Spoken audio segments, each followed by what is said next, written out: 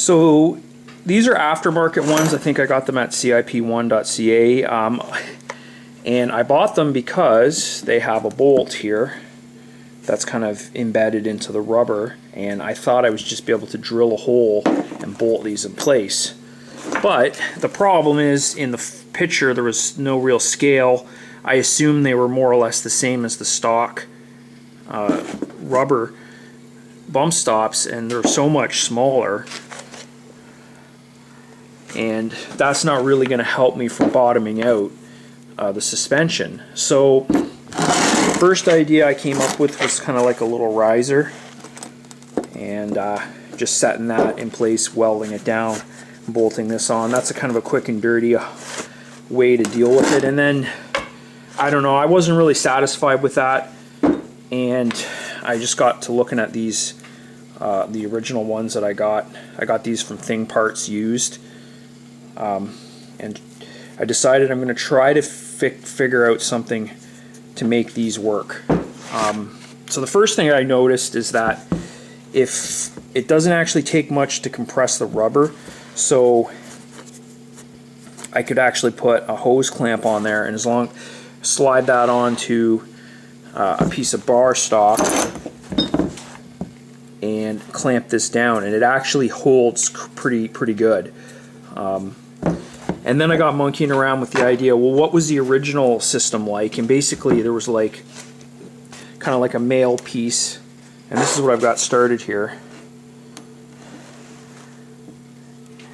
And there's kind of was like a detent, and that rubber stretches around that and just kind of friction fits into place.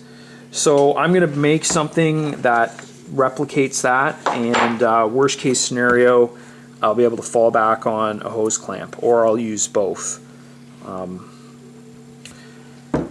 So this is where I'm at with that. And basically, I've just taken a piece of solid steel stock here, round stock that's the same dimension as the hole, and then I added a piece of material around it, like a ring, if you think of a ring sliding on, and then I welded a bead all the way around, and now I'm just kind of grinding it so that that rubber will kind of force its way over and then lock into place. And then I need to come up with a way to take this bar, I'm going to cut it shorter obviously, and weld it to the car. So I just got some of these washers here, and they're almost exactly the right size, and I'm just going to weld this from the bottom, and then the washer should give me a point where I can weld onto the actual frame of the vehicle. So this is some creative clamping here, but it should work, at least to get a tack on there.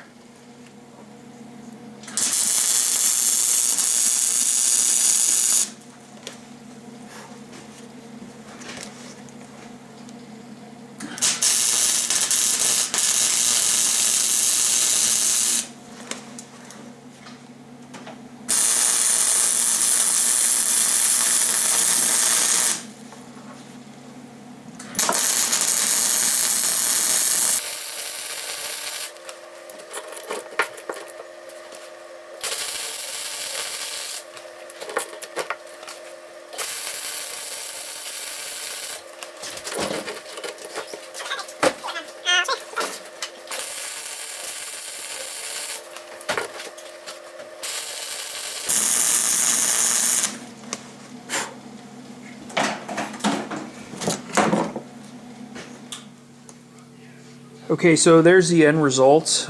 This one's actually a slightly better fit because the distance from the detent to the washer is a little smaller. I made this one first. It's still going to work, so I'm going to go with it.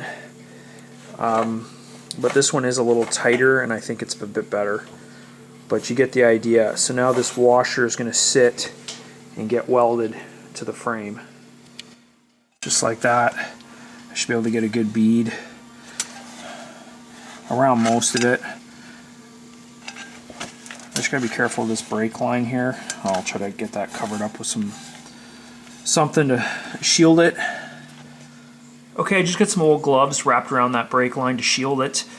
It should be okay. It's not that close, but better safe than sorry, you know, in the off chance a piece of hot splatter kind of hits it, I don't want to have to worry about it. Pretty awkward getting in there, but I pretty much have a weld on 3 different spots all the way around, so I think she'll hold pretty good.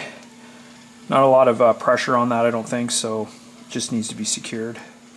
So I just gotta wait for that bump stop mount to cool down before I can put on the rubber, throw the tire back on, and switch to the other side.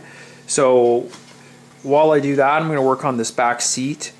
There's so many of these little things that I need to go back and deal with. So there's a framework for the back seat, the lower portion, and I have to add some structure to that to make it work. Basically, I've had like the front part of it done, and this sits in a couple of mounting points, and it was just enough to hold the piece of plywood in there, but it's not what I actually had in mind for the finished product. So I just got to add some material, and then there's another smaller little section that comes out, so I got to work on that. Okay, there it is installed. I'm pretty happy with the way that turned out. I did put a clamp on there just for extra measure, but I don't think that hose clamp needs to be on there. I think it'll stay just fine. I'm actually going to do the other side without the clamp and just experiment and see what happens. And yes, I'm glad I went ahead and took the extra effort to do this, because those red aftermarket ones, they just would have looked really crappy under here. It would have been a real half-ass sort of attempt, and this looks a lot more like stock, so pretty happy with the way that turned out. In the meantime, I'm also going to start working on that back seat.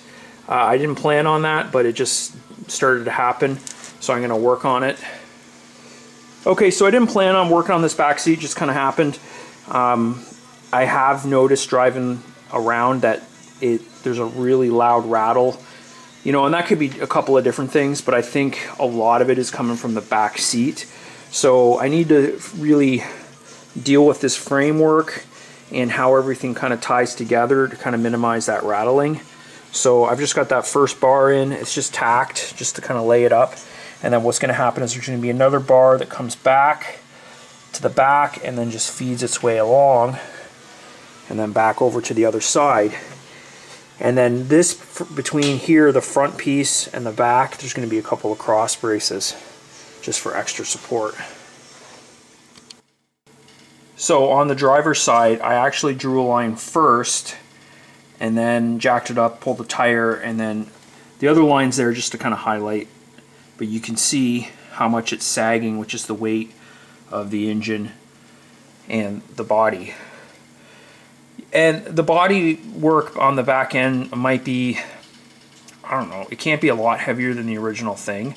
So I don't know if it's supposed to compress a little bit, but unfortunately I didn't account for that movement when I built and positioned the rear fenders, so there's a slight clearance issue, which is what I'm trying to correct. If it was riding like even just a little bit above that stop, the clearance would be more like what I calculated it, you know, and it would certainly give me a lot more travel in the suspension. But as it stands, I don't know if you can see that, but I'm getting some tire rub when, you know, you hit a big bump and it'll bottom out and you get a bit of tire rub on the top of the fender. I mean, it's minor, but I'd like to try to address it. So hopefully I can just make an adjustment, but worst case, there are stiffer torsion bars. That might be an option. Okay, so there's the rear seat support finished. I might add some little rubber bumpers onto the bottom edge, but it's a lot more secure now. So essentially, there's a piece of plywood that goes over top, but down the road I might upgrade that to like some sort of a pad, maybe with a thinner piece of plywood or something like that. It needs some sort of a cushion. The original Kubels would have had some sort of like I think a spring, a frame very similar to this with some springs and a cushion, so I'm going to kind of replicate that.